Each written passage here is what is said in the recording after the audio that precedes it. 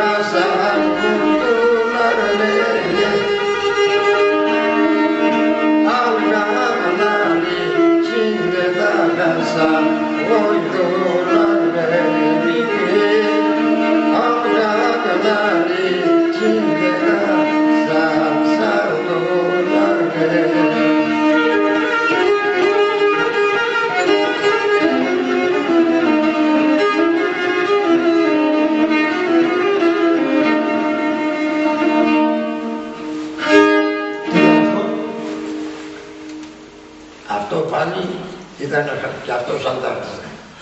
Δέπαλη Χάσαν πήρε το όπλο και βγήκε στο καλάρι.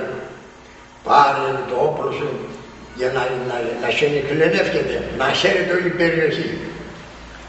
Αυτά το έλεγαν οι δικοί μας οι Γαρασάρωτα. Δηλαδή πίταζαν αυτό. Πρόσεξε. Το όνομα του πώς ήτανε? Χασάν. Χασάν. Ναι.